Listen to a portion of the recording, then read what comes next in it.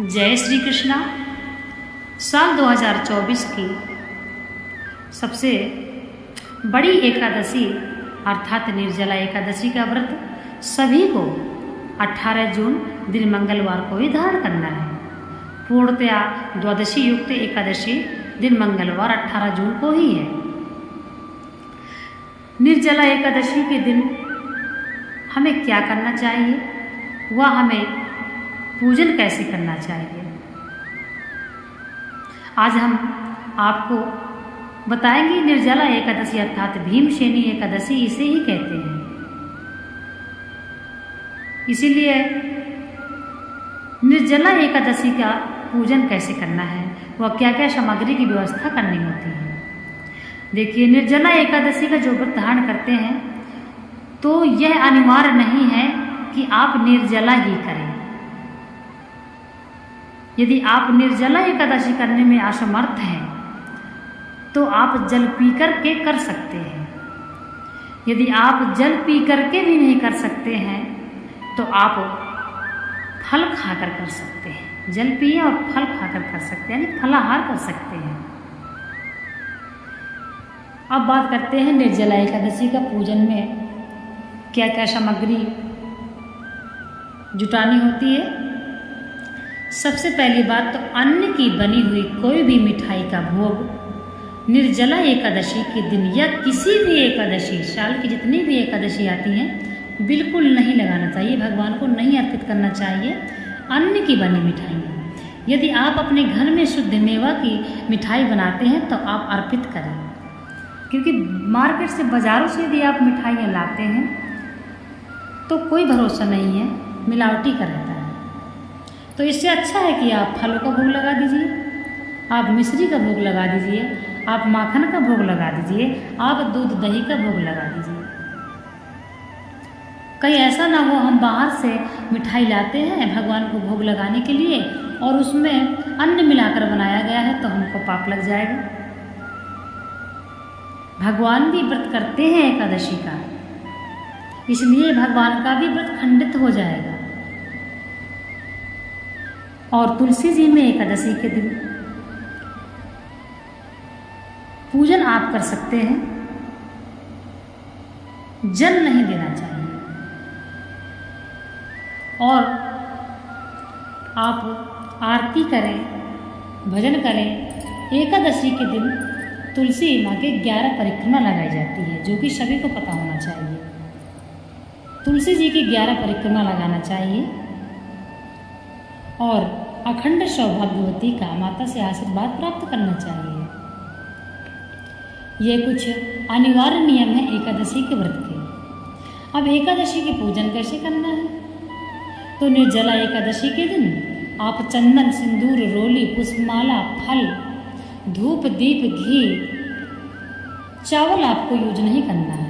यानी आपको एकादशी के दिन पूजन में चावल का उपयोग नहीं करना है। इसलिए आप थोड़ा सा सफ़ेद तिल ले लीजिए और सफ़ेद तिल यानी एकादशी के दिन भगवान पर चावल की जगह सफ़ेद तिल अर्पित किया जाता है, तो आप उन पर सफ़ेद तिल अर्पित कीजिए। भगवान आपसे प्रसन्न होंगे। और आपको एकादशी के दिन भगवान विष्णु को पंचामृत से स्नान कराना चाहिए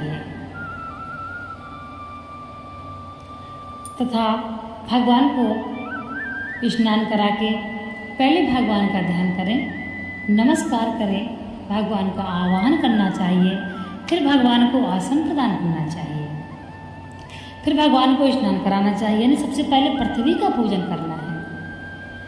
फिर आपको कलश भी स्थापित करना चाहिए। जैसे यदि आप पंडित जी आपके पास नहीं है, आप स्वयं से करते हैं, तो आप कलश के नीचे, एकादशी के दिन आप कलश के नीचे ना अन्न नहीं रखें। जैसे कि धान बिछाते हैं तो उसकी जगह आप फूल रख दीजिए, यानी पुष्प रख के आप कलश स्थापित कर दीजिए और कलश में बम ब्रह्मदेव का ध्यान करते हुए जल भरें और फिर जल की पूजा करें। जो आप कलश के अंदर जल भरते हैं, आप उस जल का पूजन करें।